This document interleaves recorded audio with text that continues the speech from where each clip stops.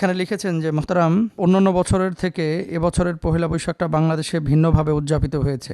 এখানে পলাতক শেখ হাসিনার মূর্তি বানানো হয়েছে এবং সম্প্রতি আপনারা দেখেছেন যে অনেক হুজুর এবছর পহেলা বৈশাখ পালন করেছে। এ ব্যাপারে শরিয়ার বক্তব্য কি, আসলে ইসলাম এগুলো অনুমোদন করে কিনা? আপনার কথার সাথে আমি একমত। আমি মুস্তাফিজ রহমানি আপনাদের প্রশ্নগুলো নিয়ে লন্ডন থেকে আলোচনা করি। আজকে যে প্রশ্নটি করেছেন, এই প্রশ্নটার উনি যদিও কিঞ্চিত লিখেছেন, বোঝাতে চেয়েছেন যে অন্যান্য বছর তো আমরা পহেলা বৈশাখের এই মূর্তি, তারপরে এভাবে চলাফেরা, এগুলোকে আমরা বলে যে শরিয়া অনুমোদন করে না, তাহলে এবছর কেন আলোচনা হচ্ছে না? দেখেন, এবছর আমরা আলোচনা করেছি যে পহেলা বৈশাখ আমাদের যেগুলো কালচার, ধান কাটা, ধান ওঠানো, তারপরে লুঙ্গি পরা, তারপরে খাবার দাবার আপনি খেতে পারেন, যেটা বাঙালি কালচার বা সংস্কৃতির সাথে জড়িত, সেগুলো আপনি করেন, সমস্যা নাই। কিন্তু যেগুলো ইসলাম অনুমোদন করে না বা শরিয়ার সাথে সাংঘর্ষিক, সেগুলো আপনি বর্জন করেন।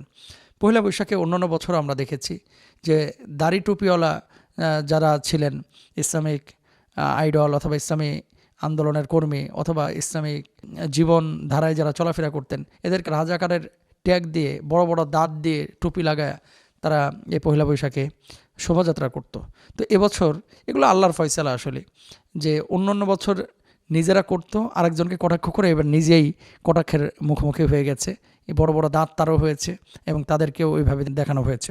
প্রথমত হচ্ছে, কোনো এই ধরনের ভাস্কর্য এবং কাল্পনিক রূপকে ইসলাম অনুমোদন করে না, সেটা আপনার শত্রুর হোক অথবা বন্ধুর হোক। এটা আমরা নিজেরাও পছন্দ করি নাই, কারণ কুকুরে কামড়াইলে আপনি কি কুকুরকে কামড় দেবেন? একটা কথা বাংলাদেশে আছে। কথা হচ্ছে যে আপনি প্রতিবাদ করবেন, আপনি ঘৃণা করবেন, আপনি সমালোচনা করবেন, অবশ্যই সেটা আপনার রাইট আছে। কিন্তু যেহেতু ভাস্কর্য এগুলোর জন্য রাসূল সাল্লাল্লাহু আলাইহি ওয়াসাল্লামের নিষেধাজ্ঞা অনেক আগে থেকেই, সেহেতু এই সমস্ত কাজগুলো আসলে ঠিক না। 2 নম্বর বিষয় হচ্ছে, হুজুররা এবছর বৈশাখ পালন করেছে, কেউ লাঙ্গল নিয়ে, কেউ মাথায় মাথল বলে উত্তরাঞ্চলে, এগুলো দিয়ে, তারপরে আপনার গেঞ্জি পরে, লুঙ্গি পরে বৈশাখ উদযাপন করেছে। হয়তোবা তাদের টেন্ডেন্সি, চেতনা ছিল যে অবলিগে একটা কিছু দাঁড় করানো, যাতে করে আমাদের মানুষ মেসেজ পায় যে আমরা এটার বিপক্ষে না এবং সীমাবদ্ধতার মধ্যে থেকে আমরা আনন্দ বিনোদন করব। সেটা একান্তই তাদের ব্যক্তিগত বিষয়। আপনি যদি বলেন যে এইভাবে পালন করা শরীয়তে বৈধতা আছে কিনা, অবশ্যই শরীয়ত এক্ষেত্রে নিরুৎসাহিত করে, উৎসাহ দেয় না এই ধরনের আয়োজনগুলোকে, যে আপনার ঢাক ঢোল পিটিয়ে এভাবে আয়োজন করতে হবে। আর যারা ইসলামিস্ট, যারা ইসলামকে ফলো করে এই আয়োজনটা করেছে, এটা তারা ব্যক্তিগতভাবে করেছে, যে অন্যান্য বছর এই অমুসলিমদের মতো ভাস্কর্য টাস্কর্য নিয়ে লাফালাফি করা হয়, এবার আমরা সেটা না করে বাঙালি কালচারটাকে প্রেজেন্ট করব।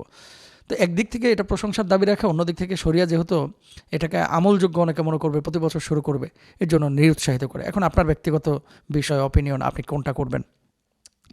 আরেকটা বিষয় আপনাদেরকে বলি, সেটা হচ্ছে কালচার বা সংস্কৃতি, আনন্দ, এগুলো কি ইসলামে নেই? অবশ্যই আছে, সেটা সীমার মধ্যে থেকে। আপনি সীমার মধ্য থেকে যা করতে চান, ইসলামী যে রূপরেখা আপনাকে দিয়েছে। নবীজিকে আনন্দ করেন নাই? অবশ্যই করেছে, স্ত্রীদের সাথে আনন্দ করেছে, খেলাধুলা হয়েছে, নবীজি দাঁড়িয়ে দাঁড়িয়ে দেখেছেন। তো ইসলামে এগুলো অনুমোদন করে, খেলাধুলা, বিনোদন, কোনো সমস্যা নাই। তবে যারা জালেম, যারা ছাত্রদের খুন করেছে, যারা ছাত্রদের রক্ত দিয়ে নিজেদের পিপাসা মিটিয়েছে, তাদের তো আদালতে বিচার হবেই, আমরা আশা করি ইনশাল্লাহ। কিন্তু কাল্পনিক একটা রূপ দিয়ে ভাস্কর্যে যাওয়া, এটাতে আমরা একমত না। তবে তাদের বিচার, তাদের ফাঁসি, তাদের আইনের মুখোমুখি করা, এটাতে আমরা একমত। সুতরাং যে কোনো বিষয় পালন করার ক্ষেত্রে একটু শরিয়ার দিকে আমাদের নজর দেওয়া উচিত। আর যদি আপনি ইসলাম ফলো করেন, আর যদি ইসলাম ফলো না করেন, আপনি যা খুশি আপনি করতে পারেন, সেটার জবাব আপনি দিবেন, এটার জবাব আমি দিতে পারবো না। সুতরাং ভাই, আশা করছি আপনি উত্তর পেয়েছেন। আল্লাহ তাআলা আমাদেরকে